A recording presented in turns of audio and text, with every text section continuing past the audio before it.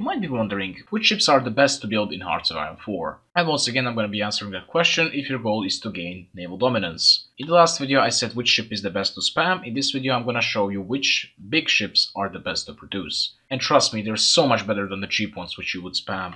So I'll be discussing cruisers, heavy ships, super heavy ships, deck conversions, and also carriers. First things first, do not upgrade your ships. Upgrading them is not cost effective, except for one instance where you can get more naval dominance if you upgrade them, which I'm going to mention at the end of the video. So first things first, you can kind of spam cruisers. All you need is to go for the light batteries 1, and for fire control system go for hydrophones. And obviously pick the worst possible engine. The cheapest cruiser is going to cost you 2,330 production, so it's kind of spammable. It's not that expensive, and effectiveness of this cruiser would be 23.66. Just like in the last video, effectiveness is how much production cost will it cost you to have 1 unit of naval dominance. The 9036 cruiser with the same modules would have efficiency of 19.8. 9040 cruiser with worst possible modules, this bad boy, which will cost 2,530 production cost, would have efficiency of only 14.88. And the cheapest 9044 cruiser would have efficiency of 13.54. So they become more and more efficient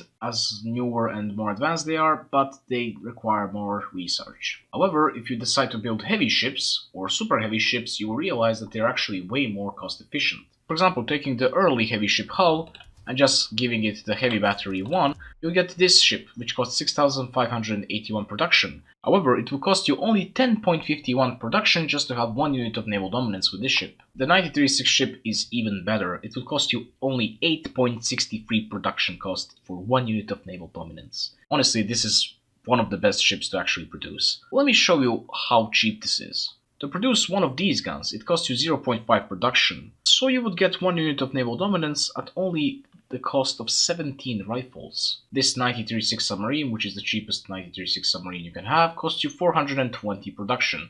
That's 840 of these guns. And it gives you approximately 10 units of naval dominance. So, by using a little bit of math, producing that ship would cost you only 173 rifles to get this submarine equivalent. So you tell me what's better, having to produce 840 or 173 guns. 9040 hull, when as cheap as possible, costs only 7.83 production per 1 unit of naval dominance, which is slightly more cost effective, but honestly not worth the research. And the final one, 9044, is for some reason even worse than 9041, so never go for 9044 heavy ship hull. And now you might be wondering, what about the super heavy battleship hull?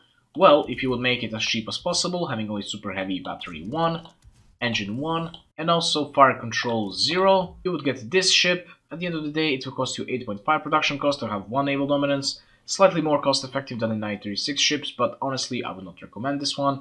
If it would get sunk, you would lose your entire navy, so don't go for this one. And let's go for the last bit of video, and those are the carriers and also deck conversions. If you want to go for the deck conversions, you got converted cruiser hull and converted battleship hull. Do not, I repeat, do not go for converted cruiser hull. This is worthless trash. It costs you 19.86 production just to have 1 unit of naval dominance. Go for the converted battleship hull instead, which costs only 8.42 production to get 1 unit of naval dominance. What you can actually do is plant 20 planes onto this thing, and that can boost your naval dominance in the region. Well, let's not forget that this thing has a massive range of 4,000 kilometers on its own. And you can also upgrade it some more to have more hangar space, having slightly less naval dominance at the same price, but having more planes which can boost it even more. It's up to you. While the converted battleship hull is good, it's not as good as 936 carrier hull, which is at the cheapest state worth only 6.96 production cost per 1 unit of naval dominance. Once again, you can upgrade some more to have some more hangar space. At the end of the day, having 60 planes which can boost your naval dominance in the region. 9040 carrier hull is the best. If it just has hangar space and also engine 1, you can have it as cheap as 4,750 production cost at only 6.57 production cost per 1 unit of naval dominance. This is insane. This is about 7 times more cost effective than those submarines, so yeah. Now you might be worried about manpower because one of these ships has 5,500 manpower on it. But don't worry, one of those carriers has more naval dominance than 73 of these submarines. Yes, you heard that right. Which have 200 manpower each, which means at the end of the day, they will cost you 14,600 manpower. So submarines are basically trash at this point. Let's also not forget that you can actually mount planes on this thing, 20 to be exact. But you can maximize the hangar space, get slightly less naval dominance per each unit of production cost, but has 80 planes on its deck.